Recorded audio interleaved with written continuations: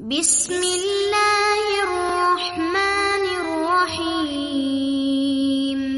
حضرت جابر رضی اللہ تعالیٰ عنہ فرماتے ہیں کہ آپ صلی اللہ علیہ وسلم نے ایک دفعہ گھر سے باہر تشریف لا کر فرمایا کہ ابھی ابھی میرے دوست حضرت جبرائیل علیہ السلام تشریف لائے اور یہ فرمایا کہ پچھلی امتوں میں سے اللہ کا ایک بندے نے اپنے گھر بار عزیز مال و دولت سب کچھ چھوڑ کر سمندر کے بیچ میں پہاڑ نما ایک ٹیلا تھا، اس میں جا کر عبادت کرنا شروع کر دی۔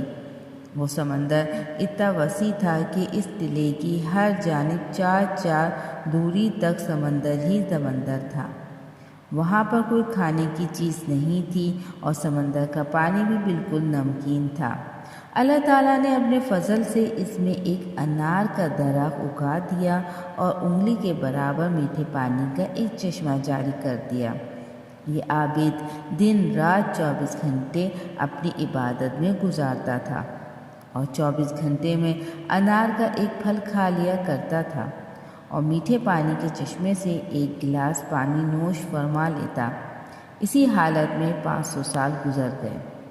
500 سال کے بعد جب اس عابد کی موت کا وقت آیا تو اس نے اللہ تعالیٰ سے یہ دعا مانگی کہ سجدے کی حالت میں اس کی روح پرواز کر جائے اور اس کی لاش مٹی وغیرہ ہر چیز پر حرام کر دی جائے اور قیامت تک سجدے کی حالت میں صحیح سالم رہے۔ تو اللہ تعالیٰ نے اس کی دعا قبول فرمائی۔ سجدے کی حالت میں اس کی موت ہو گئی اور اللہ تعالیٰ نے وہاں ایسے انتظام کر رکھا ہے کہ قیامت تک وہاں کسی انسان کی رسائی نہیں ہو سکتی۔ قیامت کے دن اس عابد کو اللہ کے دربار میں حاضر کیا جائے گا تو اللہ پاک فرشتوں سے فرمائے گا کہ میرے اس بندے کو میرے فضل سے جنت میں داخل کرو۔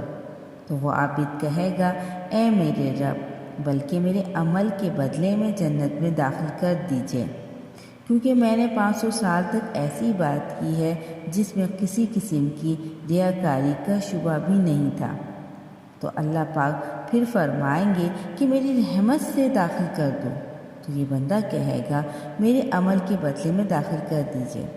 تو اس پر اللہ فرمائے گا کہ اس کے عمل اور میری دی ہوئی نعمتوں کا موازنہ تو کرو۔ تو موازنہ کر کے دکھایا جائے گا کہ اللہ نے جو اس کو بینائی عطا فرمائی، صرف بینائی کی نعمت اس کی 500 سال کی عبادت کو ختم کر دے گی۔ اس کے بعد پورے جس میں ناک کی نعمت، زبان کی نعمت، ہاتھ کی نعمت، ناک کی نعمت، پیر کی نعمت، دل و دماغ کی نعمت، ان سب کا بدلہ باقی رہ جائے گا۔ پھر ان کے علاوہ جو 500 سال تک اللہ نے میٹھا پانی پلایا اور انار کا پھل کھلایا، ان تمام کا بدلہ باقی رہ جائے گا۔ تو اللہ پاک فرمائے گا کہ اس کی 500 سال کی عبادت تو صرف ایک نعمت کے بدلے میں ختم ہو گئی، ہماری باقی نعمتوں کا بدلہ کہاں ہے؟ لہذا اس کو جہنم میں داخل کر دو۔ تو فرشتے اسے گھسیٹ کر جہنم کی طرف لے جائیں گے تو وہ چلائے گا، اے میرے رب، مخصوص اپنی رحمت سے مجھے جنت میں داخل فرما دیجئے۔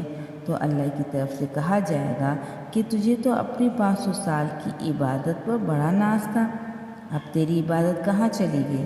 اور خطرناک سمندر کے بیچ میں نے تجھے انار کے پھل کھلائے اور 500 سال تک مسلسل میٹھا پانی پلایا، میری ان نعمتوں کے بدلے تو نے کیا لایا؟